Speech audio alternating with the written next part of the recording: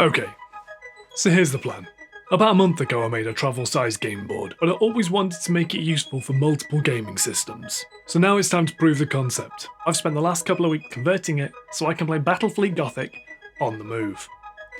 Now, I'm not a very good canvas artist, in fact I would say I'm pretty bad, but the first thing I needed to do was set the scene.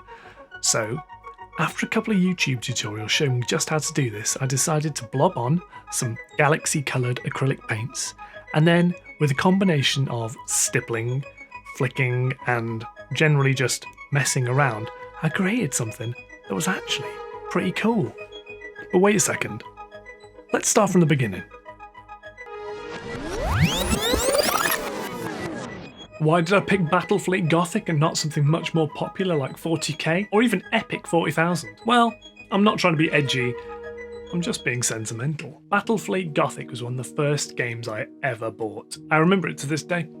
It was on clearance in my local gaming store in Manchester. I picked up the rulebook and several old metal miniatures and just had lots of fun. I completely fell in love with the aesthetic and the artwork, and yeah, I want to build games that I actually enjoyed playing or have fond memories of, so that's why. Now most of those old miniatures have been lost to time, but that just means a challenge. We've first got to find proxies. Now this isn't my first rodeo, so after a bit of hunting on my mini factory, I came across the incredible Soulforge Studios. Look at these gorgeous battleship renders. But when I'm starting a new project like this, I like to find free versions, just to test the concept.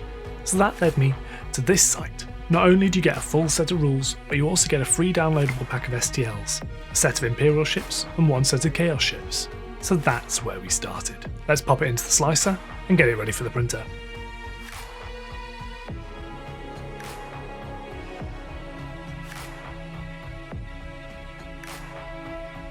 So if you watched the making of video, you'll know that I took a 6x4 gaming table and scaled it down to the size of an art box. Now that art box is about 45cm by 30cm, which means that, give or take, everything's around a quarter scale. But luckily, that doesn't matter. So I used a bit of creative license here and just made the ships usable. Distances in Battlefleet Gothic are all measured from the centre point anyway, so in reality the scale doesn't matter too much. Everything else though is about quarter scale. In the end, I settled on about 50% scale, because that just felt about right to use. And once they were off the printer, it just took a little bit of cleaning up, bit of clipping, bit of filing, and then gluing them all together, and then they were ready for the prime. I just want to take a quick moment just to say hello to all the new people on the channel. Absolutely blown away by the support recently. Thank you so much. I'm loving this Acryl matte black primer at the moment. But when it comes to painting them, I want these Chaos ships to look a bit menacing, so I've chosen my all-time favourite contrast paint, which is Flesh Tearers Red. Applied lovingly with a janky old Sable brush, and then I push and pull it around so I don't get too much pooling in the recesses. For the Imperial side, we repeat the trick again with Imperial Fist contrast paint. If you've seen my contrast video, you'll know how much I love this colour. I just want to take a quick moment to apologise for my hair in the shots here. I set my camera up above because I figured it'd be easier, but I forget to remember that I actually have a head as well, so apologies about that. As with most Chaos units, they've got tiny amounts of filigree covering the entire unit, so I've switched up my brush here for a Monument size 2 Pro Synthetic, and I'm literally just whizzing around, picking out all the edges in Scale 75 Metal and Alchemy Victorian Brass. Nothing too fancy here, but this colour scheme really reminds me of the corn red and brazen brass that I used to paint on my corn berserkers in back in the day. I love it. In a few weeks, I've got a review coming from a company called 1001, and they're about to release an incredible range of paints. This yellow covers in one coat, so make sure you subscribe to the channel to hear more news about that. You've seen me use these paint pens a lot on the channel recently. This one's a soft tip marker from this pen. Now for a quick change of pace. I had a lot of fun making these backgrounds. Creating them is really simple. Simply take some magenta, some violet, some orange and some off-white, put them in blobs around the map and then use a sponge to stipple them on. It'll take a bit of back and forth, and you need to make sure you keep the white paints concentrated in certain areas to look like nebulas, but if you do, it really pays off. For the stars, some thinned down white paint flicked off a brush does the trick.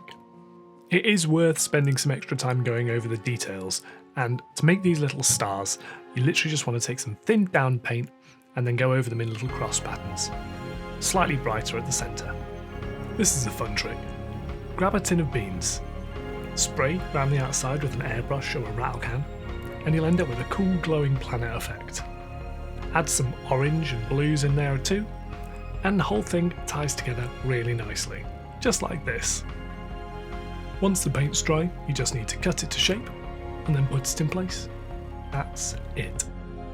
It's about time I got my balls out on the channel, and so I thought I'd make some funky terrain by taking some polystyrene balls, putting some cocktail sticks into the bottoms to act as pillars, and then literally just stippling on some oil paint in the same way I made the backdrop. I let the paint dry, then stippled on some clouds, then I glued the matchstick stands onto some magnets using baking powder to make sure I had a nice tight fit. 1, 2, 3. To play Battletech is pretty simple. You just need some dice and a ruler. But at 25% scale, everything's at least simple to work out. This is a 60cm ruler divided up in 2cm increments, which I marked alternately in black and red to make it easier to read. Just before we hit the glamour shots, I wanted to remind you that over the next few months on the channel we've got 3 new paint reviews coming, 2 new gear reviews, and some really cool more small scale stuff too. Seriously, it's not all based around an art box. This is going to be exciting, so make sure you subscribe for that. We've still got some tickets available to the Roman Lepat painting workshop that I'm hosting in the UK in May. You can find all the details over on my website, which is www.rising-ape.co.uk. And with that, I'll say, see you later, and I'll leave you with the glamour shots.